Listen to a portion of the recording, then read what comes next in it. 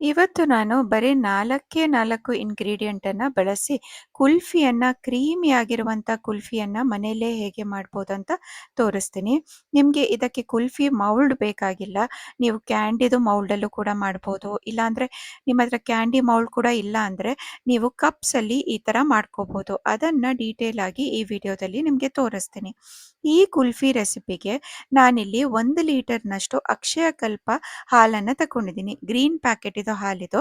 ನಿಮ್ಮ ಹತ್ರ ಅಕ್ಷಯಕಲ್ಪ ಹಾಲಿಲ್ಲ ಅಂದರೆ ಯಾವುದೇ ಫುಲ್ ಕ್ರೀಮ್ ಮಿಲ್ಕ್ ಅಂದರೆ ನಂದಿನಿಯಲ್ಲಿ ಆರೆಂಜ್ ಪ್ಯಾಕೆಟ್ ಮಿಲ್ಕ್ 1 ಲೀಟರ್ ತಗೊಂಡು ಮಾಡ್ಕೋಬೋದು ಈ ರೆಸಿಪಿಯನ್ನು.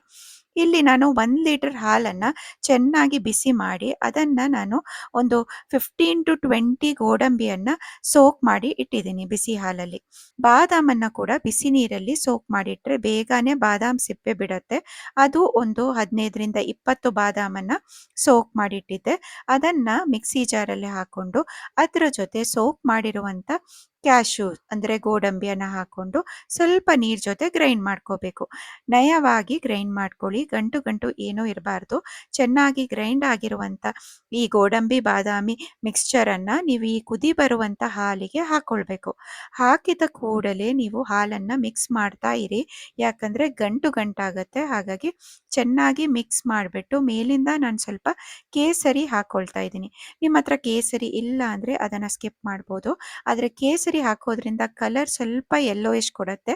ಆಮೇಲೆ ಫ್ಲೇವರ್ ಕೂಡ ಚೆನ್ನಾಗಿರುತ್ತೆ. ಇದು ಆಪ್ಷನಲ್, ಬೇಕಿದ್ರೆ ಹಾಕೊಳ್ಳಿ ಕೇಸರಿ, ಇಲ್ಲ ಅಂದರೆ ಪರವಾಗಿಲ್ಲ.